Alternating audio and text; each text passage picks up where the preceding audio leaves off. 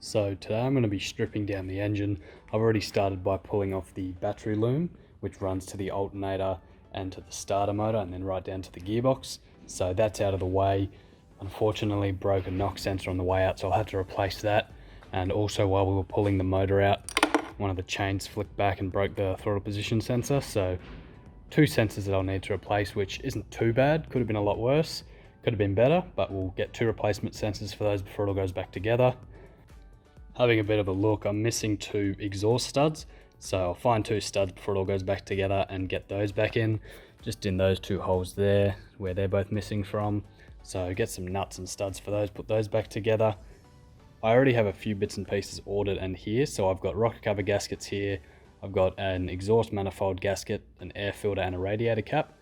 So I'll have to order those studs, and like I mentioned earlier, those sensors, I'll probably just get those from a wrecker, it's just going to be easier.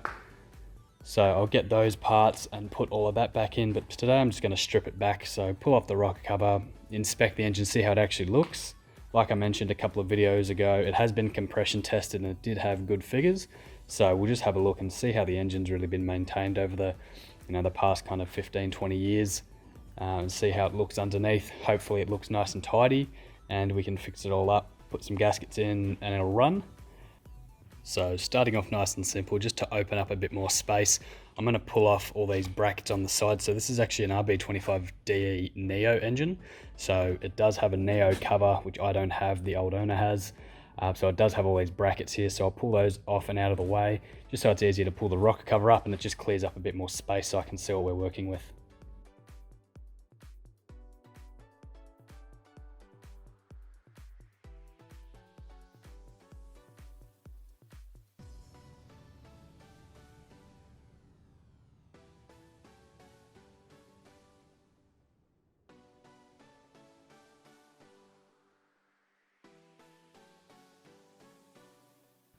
So next thing I'm going to do is just pull off all the brackets for the engine mount, AC compressor and power steering pump, move all those out of the way, and then that'll be the exhaust side of the engine all cleared up, and then I'll move over to the other side and just do the same kind of thing.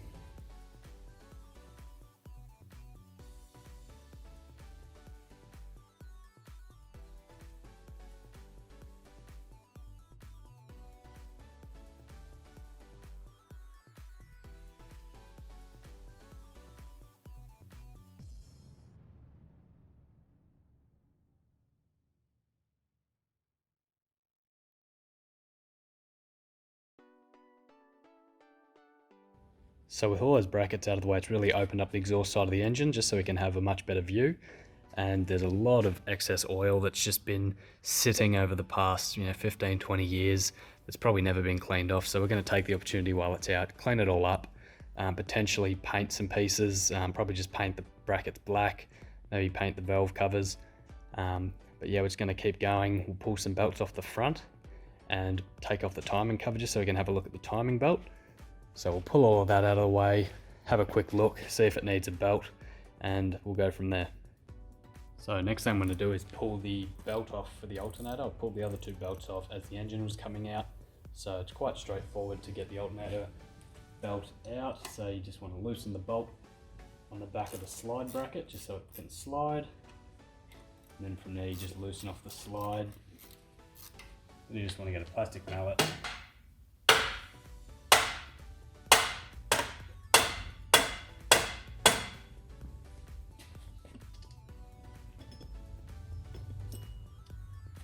So that's the belt off, and like you can see, all cracks through the belt. So all three belts have the same kind of cracking, so we'll replace all three belts when we put it back together.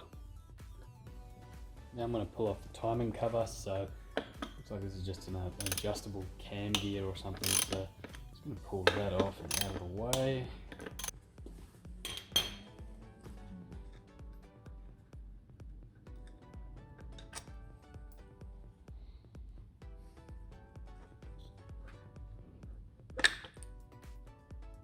So that just slides right out.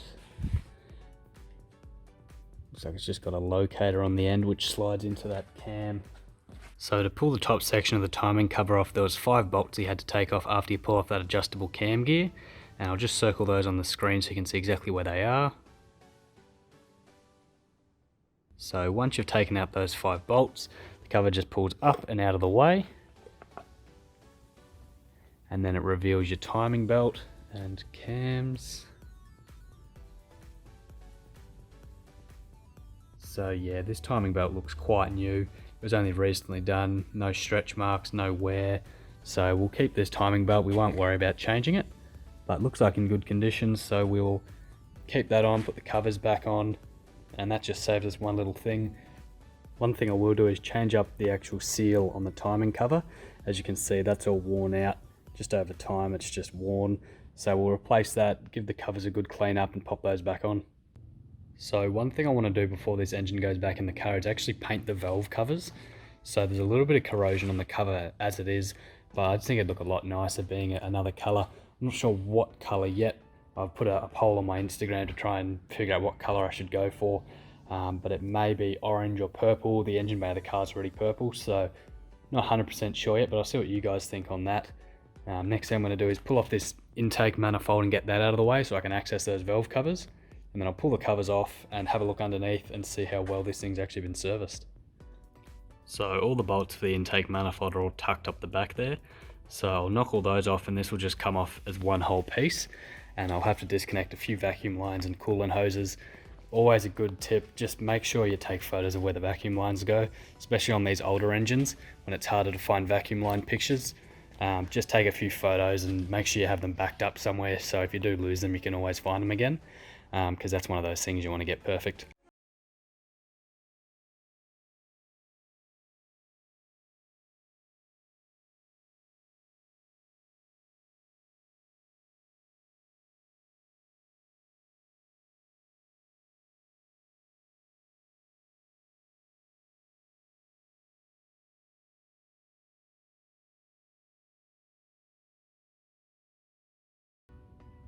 So that's our intake manifold off the engine.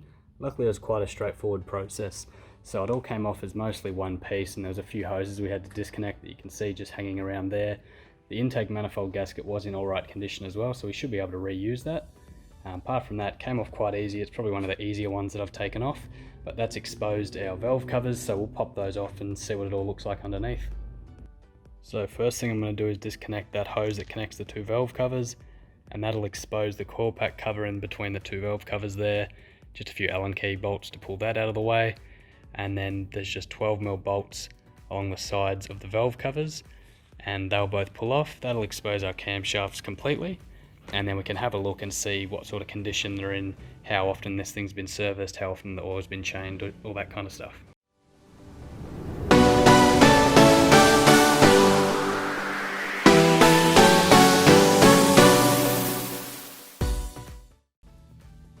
So now that we've got the rocker covers off, we can see the cams, and by the looks of things they don't actually look half bad.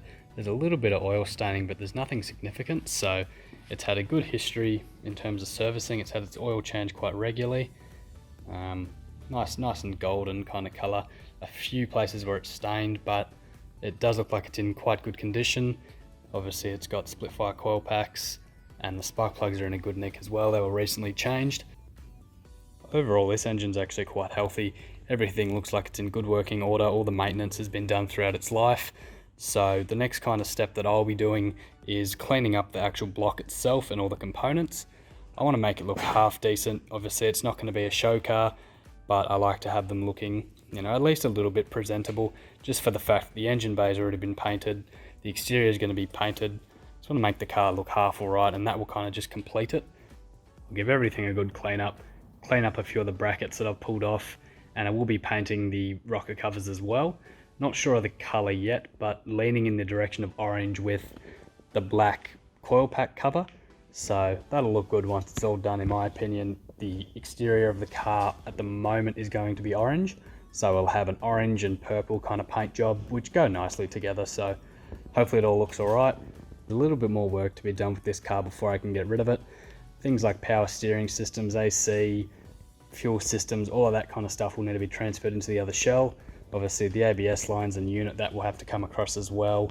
All these components down in here, all of that will come out and get swapped over, and then tidy up the engine, make that look nice, get that all back together and sealed up, and then drop it all into the other car. Hopefully it runs. We'll we'll swap ECU, all that kind of stuff. And yeah, hopefully everything runs and then we can get it painted and make our way to Power Cruise. So it has been a shorter video today, but just wanted to give a bit of a rundown on pulling the actual engine apart, because not a lot of people will do this. They'll usually get someone else to do it, like a mechanic. So it's just good to see exactly how it all comes apart and just see all the processes and pick up a few tips along the way. So that's all I'm going to be doing today. Hopefully you enjoyed the video, and I'll see you in the next one.